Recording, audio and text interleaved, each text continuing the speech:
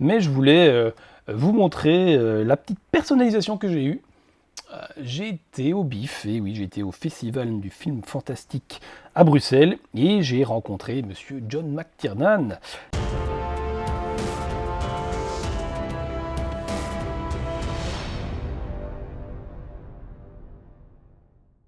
Bonjour à tous et bonjour à toutes, chers Maniac Lovers, et bienvenue dans cette nouvelle vidéo de mes nouveaux achats. On commence évidemment avec It, réalisé par Michael Mann. C'est l'édition 4K qui vient de sortir, qui a eu beaucoup de polémiques fondées, je dirais quand même. Voilà, sur le côté foncé du master. Voilà, on perd un peu les couleurs lumineuses, le blanc éclatant qu'on avait sur l'édition Blu-ray, mais ça ne gêne vraiment en aucun cas la vision, ça c'est vraiment pour vous rassurer, c'est quand même assez clair, mais le 4K est plus sombre. Bon, d'après ce qu'il sait, comme Michael Mann voulait, donc on ne peut que respecter l'envie, le souhait du réalisateur évidemment. Alors, on a le steelbook avec cette cover dont je ne suis pas vraiment fan. Moi, j'aurais préféré éventuellement juste Robert De Niro, bien centré, avec le fond de la ville. Pour moi, Pacino, bon, on peut le mettre peut-être éventuellement à l'arrière. Voilà, j'aurais vraiment aimé quelque chose de plus minimaliste. Sur la tranche, on a It, bon, tout à fait normal. À l'arrière, les protagonistes. Bon, c'est un peu vide. Il n'y a aucun effet sous ce steelbook, c'est brillant, mais c'est tout. Il n'y a aucun embossage, débossage. Bon, c'est propre, on va dire. Alors à l'intérieur, on a évidemment le 4K, celui qui nous intéresse. C'est vraiment ici, comme je vous le disais, voulu par le réalisateur. Donc voilà, on peut que respecter. La ville en fond, et on retrouve le Blu-ray.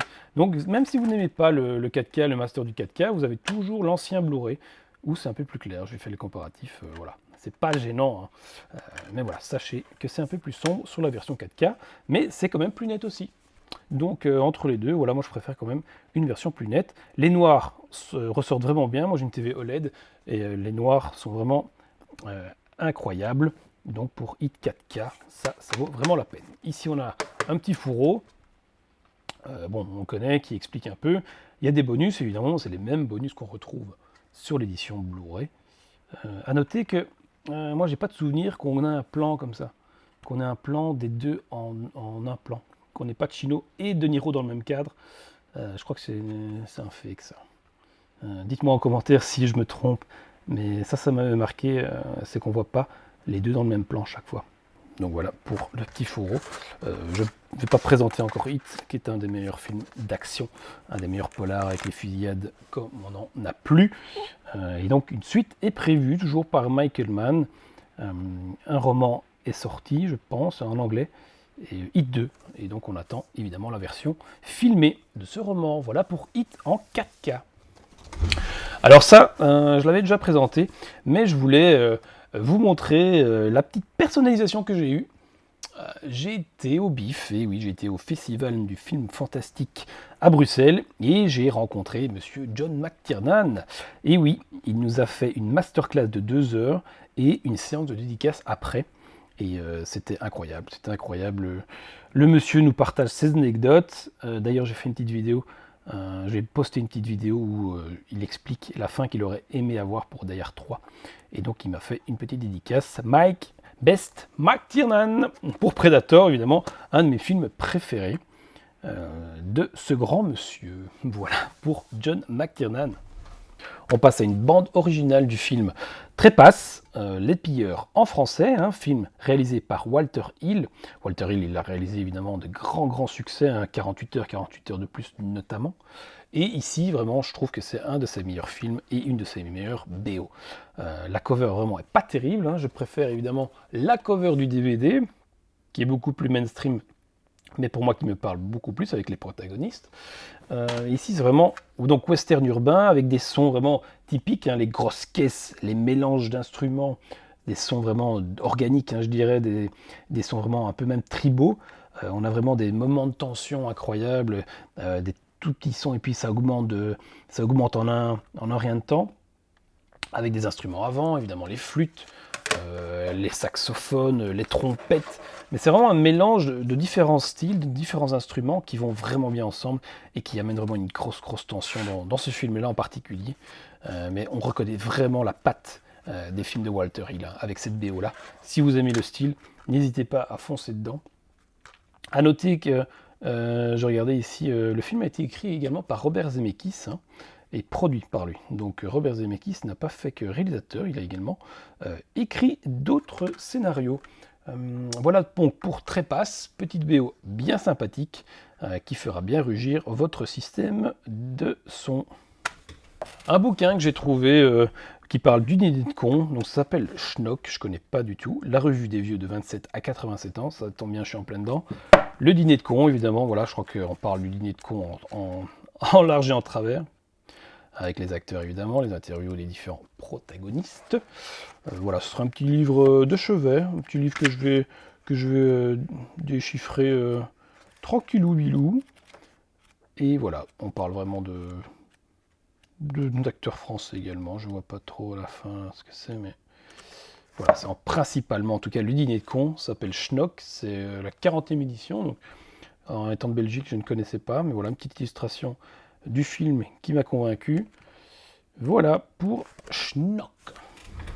Une autre BO, un des films que j'adore, qui s'appelle Itinéraire d'un enfant gâté, musique de Francis Lai, avec également des sons et des chansons de Nicole Croisy. Film quand même assez fort, hein. Vraiment un des meilleurs de Belmondo. On suit vraiment toutes ces émotions, hein, du rire aux larmes, avec des phrases cultes hein, telles que « Qu'est-ce que c'est le bonheur ?» Ah ben, le bonheur, c'est quand les emmerdes se reposent. Ça, j'adore, je la sors souvent. Il y a également, demander à quelqu'un comment ça va, c'est prendre beaucoup de risques. Ça également, c'est une très belle phrase. Avec Antonina, que bon, moi je suis pas fan du tout d'Antonina, et même dans ce rôle-là, je le trouve vraiment en surjeu. Mais, voilà, le film commence très fort, on est directement imprégné avec la musique. Hein, donc c'est en fait quasi une comédie musicale, parce qu'il y a énormément de chansons qui parcourent le film. Et, un film donc émouvant, qui vous prend aux tripes, et qui résume vraiment bien la carrière de Belmondo. Voilà, un de ses meilleurs, et je pense le film qu'on retiendra de sa grande carrière. Voilà pour Itinéraire d'un enfant gâté. En parlant de Belmondo, évidemment, il y avait un livre qui m'a fait de l'œil aussi dans une petite librairie ici en Belgique qui s'appelle Bibliopolis. C'est une librairie qui vend du neuf, mais à des prix d'occasion. Ça, c'est important de le dire. Et donc celui-là, voilà, est à neuf, qui m'est revenu vraiment pas cher du tout. C'est des fins de série, c'est des stocks qui n'ont pas été vendus par certains magasins qu'ils récupèrent. Et c'est une très bonne boutique si vous ne connaissez pas. Et donc voilà, on parle de Belmondo, de ses parcours, évidemment avec quelques illustrations. Voilà, qui résument bien la carrière de ce grand monsieur du cinéma. Photos, anecdotes, résumés. Il y en a vraiment beaucoup pour connaître tout de cet acteur. Le livre Toc Toc Badaboum. Alors ça, je voulais juste vous montrer, c'est un livre que j'ai trouvé dans une boîte à livres près de chez moi. J'aimais bien, donc évidemment ça parle du film Les hommes préfèrent les blondes, mais j'aimais bien la petite phrase « Les hommes préfèrent les blondes, mais parfois ils épousent les brunes ». Voilà, pour la petite blague, c'est tout. On continue avec un grand succès de la comédie américaine Airplane. Y a-t-il un pilote dans l'avion ? Grand succès, hein, et très bonne comédie US, bien délirante. C'est réalisé par Jim Abrahams, David Zucker, J.R. Zucker, les Zaz, le trio Zaz, qui nous a fait d'autres pépites par après, avec Franck Drebin notamment. Donc ce film, voilà, il y a une suite, y a-t-il un pilote dans l'avion 2, je pense, qui s'appelle comme ça en français, mais tous les deux sont vraiment tordants de rire. Déjà, la cover est excellente, donc n'hésitez pas, si vous le trouvez pas cher, j'ai trouvé pas cher, à le prendre. C'est un très bon film, qui a certes vieilli, mais parce qu'évidemment il date des années 80, je crois que c'est 80, oui, voilà, 1980, mais c'est quand même une pépite du genre Airplane. Un puzzle que j'ai trouvé du film Back to the Future, qui est assez particulier dans le format, hein, c'est un format de VHS box, vous voyez, Back to the Future. C'est un puzzle de 500 pièces, que je vais vous montrer ici. Donc voilà la cover, ça ressemble un peu au VHS box dans le concept. sauf qu'ici, c'est une boîte qu'on ouvre comme ça, avec le puzzle qui est là. Ça va me prendre quand même un petit peu de temps, je pense, avec un petit feuillet, avec un petit poster, voilà, petit poster Back to the Future. C'est sympa, voilà, on va le laisser dans la boîte. C'est un puzzle que j'ai trouvé sur Amazon à même pas 20 €. Donc voilà, pour ce prix-là, je pense qu'il ne faut pas faire le difficile. C'est un petit puzzle sympathique à faire avec les enfants, qui fait 500 pièces quand même. Voilà donc pour ce puzzle, Back to the Future. On continue avec Back to the Future, avec ce petit pins que j'ai trouvé sur Vinted. Vintage, complètement à l'ancienne. Back to the Future numéro 3, l'étoile de shérif, qui est en parfait état et qui date des années 90, qui écrit bien 1990, qui parfait ma collection de pins dédiés au cinéma. Voilà, Back to the Future 3. Une autre BO, évidemment, un des classiques du genre, avec Danny Elfman qui nous fait la compo de Édouard aux mains d'argent. Ça, c'est vraiment le summum aussi de la BO. Très, très intéressante, avec des thèmes vraiment typiques de ces années-là, et du style de Danny Elfman. Donc n'hésitez pas non plus, si vous ne connaissez pas, à découvrir cette BO, cette compo, d'un film qu'on adore tous, et qu'on a plaisir à revoir pendant les fêtes de Noël. Voilà pour Édouard aux mains d'argent.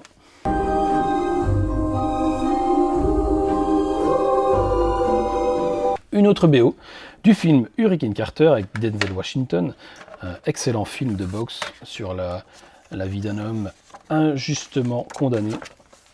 Comment ça se présente? Ça se présente comme ça, avec évidemment des images du film, de sa libération, de sa vie derrière les barreaux. Non, c'est vraiment une super BO, un peu jazz, blues, avec des thèmes évidemment de Bob Dylan.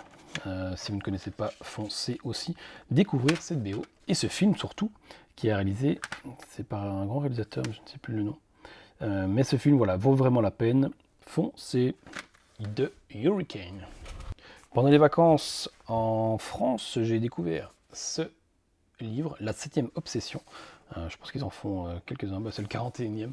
Et je me suis attardé donc à cette cover de ce sacré Steve Carell sur les comédies US. Voilà, bon, je ne l'ai pas encore lu, mais je pense que je vais bien me marrer avec les grands acteurs et les grands réalisateurs qui nous proposent chaque fois des comédies excellentes. Voilà, c'est ce genre de petits livres qui m'intéressent vraiment bien, avec toujours du contenu intéressant et surtout une cover qui fait presque envie de l'exposer, quand j'ai presque envie de dire. Voilà pour la 7e Obsession. Et c'est ici que se termine cette vidéo. N'hésitez pas à vous abonner à mon profil. De futures vidéos et de passionnantes vidéos vont arriver très bientôt. Et je vous souhaite une excellente journée. Bye bye.